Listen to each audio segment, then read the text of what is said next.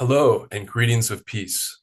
I'm Zachary Markwith, Deputy Director at Islamic Networks Group, or ING. Thank you for joining us. Due to increasing demand from both employers and Muslim employees regarding workplace accommodations during Ramadan, which begins around March 1st and ends around March 30th, we've recorded this brief presentation titled Supporting Muslim Colleagues, Insights on Ramadan and Workplace Inclusion. The presentation is part of our Honoring Our Shared Humanity series. This recording is divided into 3 parts. Part 1 will cover understanding the Muslim identity. Part 2 will cover the significance of Ramadan and how it's observed. And Part 3 will close with workplace accommodations that Muslim employees may request. We appreciate your time and commitment to fostering an inclusive workplace. So let's get started with the Muslim identity. Muslims make up approximately a quarter of the world's population, living across all continents, with numbers nearly equal to those of Christians.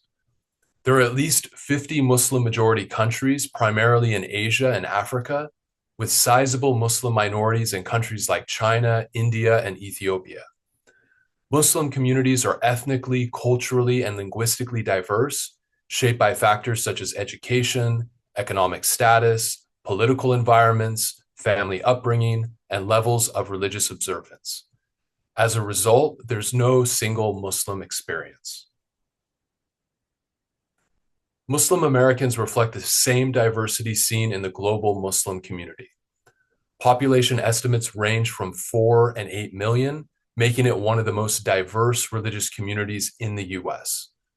A recent poll shows the following racial and ethnic breakdown. 28% are Black, primarily African-American converts going back to the 1600s. 23% are Asian, mostly of Pakistani and Indian descent. 19% are white, including Bosnians, Persians, North Africans, and European Americans. 14% are Arab, and 8% Hispanic, which is a growing population of Muslim Americans. The community continues to evolve, with the children and grandchildren of immigrants and converts making up a growing segment.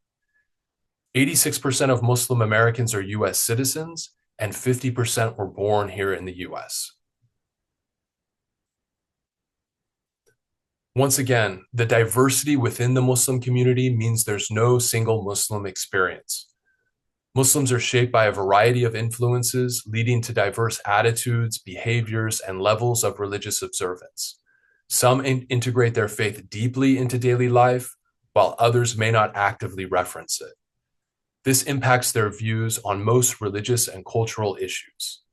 Keeping this in mind is essential as we explore Muslim beliefs and practices, such as fasting during the month of Ramadan. A self-identifying Muslim is someone who identifies with the religion of Islam, regardless of their level of religious observance. Many are surprised to learn that Islam is not only monotheistic, but also Abrahamic, sharing the belief in the God of Abraham with Judaism and Christianity. As a result, they also share similar beliefs and practices. The main difference in Islam is that Muslims recognize the Prophet Muhammad, who came after Jesus, as the recipient of the final revelation from the God of Abraham. Islam, like other Abrahamic traditions, is a way of life in practice that focuses on cultivating excellent moral character to improve oneself and the world. Islam also promotes core values that align closely with those found in other religious traditions, highlighting ethical principles such as life, liberty, equality, and justice for the oppressed. Core principles or beliefs in Islam are as follows. At the heart of Islam is the concept of Tawheed, the belief in the oneness of God. Muslims view God as merciful, just, and all-powerful, and this central belief shapes their worldview. Additionally, prophethood is essential, with Muhammad being the final prophet in a long line that includes other prophets such as Adam, Abraham, Moses, and Jesus. The Quran, regarded as the revealed word of God, is the primary religious text, supplemented by the Hadith, the recorded sayings and actions of the Prophet Muhammad. Another key principle is accountability and the afterlife. Muslims believe in a day of judgment where individuals will be held responsible for their deeds in this life. This fosters a strong sense of ethical responsibility.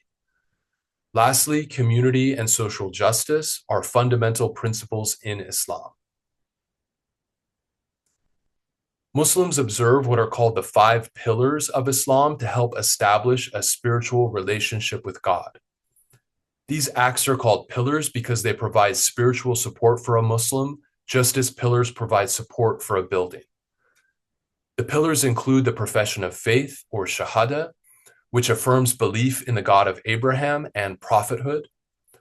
5 daily prayers, or salat, which provides spiritual discipline. A required donation, or zakat, which reinforces social justice. Fasting in the month of Ramadan, or Saum, which we'll discuss more fully later. And performing a pilgrimage to Mecca, or Hajj, reinforcing, among other things, unity among believers.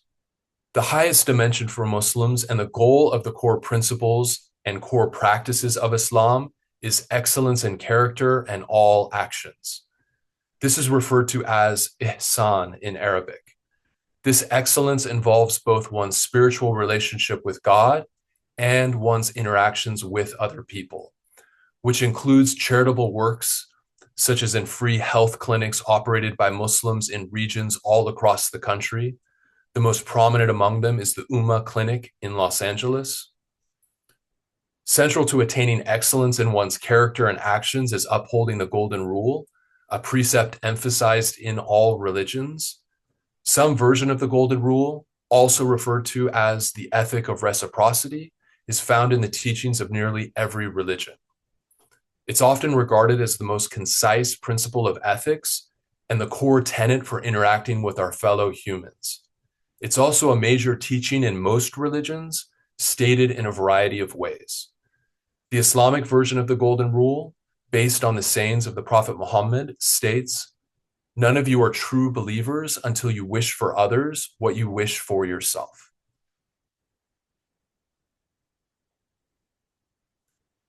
Now that we've covered an overview of Islam and Muslim diversity, in this section, we'll focus on Ramadan and its practices, which will apply to the third part on accommodations that Muslim employees may request.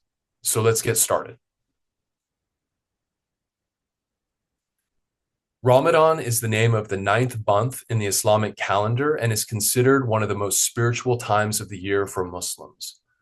It's the month in which Muslims believe the Quran was first revealed to the Prophet Muhammad, and a period of contemplation and reflection on its meanings. It's also a month of fasting, extra worship, and charity, and a special time for family, friends, and communities to gather to break their fast together.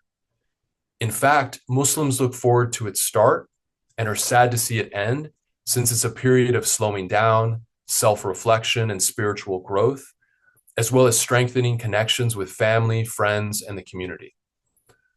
Ramadan is not only a period of devotion, but also a deeply social and meaningful time of the year. The Islamic calendar follows the lunar cycle, meaning each month begins and ends with the sighting of the new moon. As a result, the calendar, including Ramadan, shifts approximately 11 days earlier each year on the solar or Gregorian calendar. In 2025, Ramadan is expected to begin on March 1st and end on March 30th, though the exact date may vary by a day depending on moon sightings. Muslims greet each other during the sacred month with the Arabic phrase Ramadan Mubarak, meaning blessed Ramadan. You can use the same greeting when wishing a Muslim well during the month. The fast includes refraining from food and drink during daylight hours. So the fast starts before dawn until sunset each day for 29 or 30 days. Depending on the time of year, with longer days in the summer and shorter days in the winter, the Ramadan fast lasts between 12 and 16 hours. Fasting during Ramadan serves multiple purposes. with the primary goal of deepening spiritual commitment and mindfulness of God. As the Quran states, "O you who believe, fasting is prescribed for you as it was prescribed for those before you, that you may develop God consciousness." By abstaining from food and drink, Muslims strengthen their willpower, cultivate self-control, and develop gratitude and compassion for those in need. They also seek to reconnect with the Quran, engage in self-reflection, and avoid negativity. The practice of fasting together with other Muslims fosters generosity, charity, and a sense of community as family and friends gather to break their fast together. During a typical day in Ramadan, Muslims rise before dawn and eat a small meal similar to breakfast before performing the early morning prayer. They may go back to sleep or go to work, continuing their normal schedule or making adjustments in the times they start and end work. They break their fast after sunset, either at home or in a mosque if it offers daily fast-breaking dinners, which is followed by the sunset prayer. It's customary to invite one's family and friends to share in the breaking of the fast.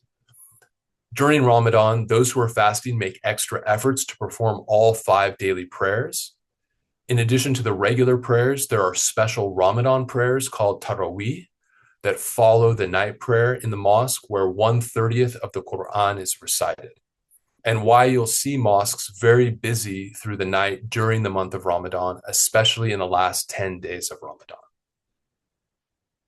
People who are exempt from fasting include children, the elderly, sick, travelers, and pregnant or breastfeeding women. Adults may make up a fast by fasting the days they missed when they're able to at a later time, or by feeding the poor if unable to fast indefinitely. Ramadan is celebrated by Muslims worldwide in diverse and festive ways. In many Muslim-majority countries, streets and homes are adorned with lights and lanterns, as seen in the Old City of Jerusalem in the picture on the left of the slide. In Turkey and Kenya, drummers wake people up for suhoor, or the pre-dawn meal. While the call to prayer or adhan signals the end of the fast in most places, some countries have unique traditions. Indonesia, for example, uses a giant drum called a bedug. Each country has special Ramadan foods like samosas in South Asia. In mosques around the world, dates, fruit, and ethnic appetizers are served for iftar or breaking the fast. Markets stay open late into the night, bustling with shoppers and tea drinkers, enjoying the company of friends and family until dawn. Muslims celebrate the end of Ramadan with Eid al-Fitr, meaning festival of breaking the fast. The joyous 3-day holiday is celebrated with special morning prayers, followed by various types of entertainment at mosques, rental halls or parks, and of course, lots of great food. It's also customary to visit friends and neighbors throughout the days, sharing in celebrations. Children are especially treated to gifts and new festive clothes. The customary holiday greeting is Eid Mubarak, which means blessed holiday, expressing wishes for joy and prosperity. You can use the same greeting to wish a Muslim a blessed holiday, or simply say, Happy Holidays. Now that we've explored what Ramadan is and how it's observed, let's shift our focus to best practices for accommodating fasting employees during this time. Let's begin with federal law. Title VII of the 1964 Civil Rights Act is a federal law that requires employers with 15 or more employees to provide reasonable accommodation for religious observance. However, an employer is not required to grant religious accommodation if it would cause undue hardship. To deny a request, the law mandates that the employer demonstrate that the accommodation would impose excessive or unjustifiable costs. Under this law, most employers must provide reasonable religious accommodation, ensuring that employees aren't discriminated against or retaliated against for seeking them. There are many religious practices that can impact Muslim employees in the workplace, as shown on the slide. However, this video focuses specifically on the fast of Ramadan. The following are some accommodations that Muslim employees may request. However, it's important to take cues from employees rather than make assumptions about their needs. Remember that Muslims are diverse and not monolithic. A welcoming and inclusive workplace culture increases the likelihood that Muslim employees will feel comfortable requesting these accommodations. One of the most common requests is for flexible start and end times to accommodate pre-dawn and sunset meals. For example, an employee may request to start work at 7 a.m. instead of 8:30 or 9 a.m. and leave earlier after completing their shift. If an employee works late in the evening, then they may request an extended lunch break that allows them to break their fast at sunset, pray, and have a relaxed dinner. Another request might be to provide a quiet, clean place for performing prayers, as well as allowing short breaks for multiple prayers in the day. Typically, and depending on the time of the year and their shift hours, an observant Muslim will pray their noon, afternoon, and sunset prayers during work hours. Each prayer takes between 5 and 15 minutes if you also include ritual washing that has to be performed before each prayer. Avoid scheduling mandatory lunch meetings or food-centered events. Most Muslims, of course, won't mind them, but it may feel awkward for everyone if a fasting person isn't eating while everyone else is. In this case, check in with your Muslim employee who is fasting. If feasible and available to everyone, offering remote work or flexible work from home options would be welcome while fasting.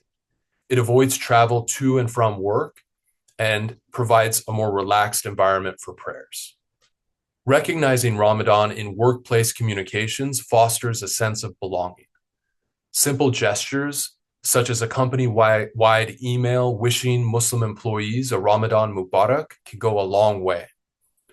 Providing educational materials or brief sessions on Ramadan and its significance helps coworkers understand the fasting experience and fosters allyship and support from Muslim colleagues.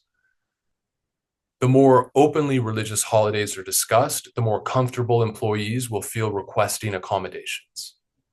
Some Muslim employees may feel inspired to host an iftar, breaking of the fast dinner for coworkers, or organize an Eid holiday celebration. Some companies support these initiatives by providing funding similar to other holiday events. Some Muslim employees may request time off during the last 10 days of Ramadan, as these are considered the most sacred days of the month.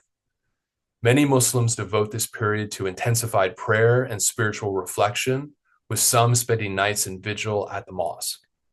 Some employees may ask for a full or half day off for Eid al-Fitr, the holiday that follows Ramadan. Recognizing it as a significant religious holiday and scheduling decisions can greatly enhance workplace inclusivity. Also, recognizing Eid al-Fitr in workplace communications can go a long way. The customary holiday greeting is Eid Mubarak, which means blessed holiday, expressing wishes for joy and prosperity. You can use the same greeting to wish a Muslim a blessed holiday or simply say, Happy Holidays. As mentioned earlier, always take cues from Muslim employees regarding accommodations to avoid making assumptions about their needs or treating them as a monolithic group. Thank you so much for watching. Please feel free to write to us at mail@ing.org. You can also review our website for in-house or virtual seminars, trainings, and interreligious and interethnic panels that support your corporate or institutional inclusive leadership programs. Wishing everyone observing a Ramadan Mubarak.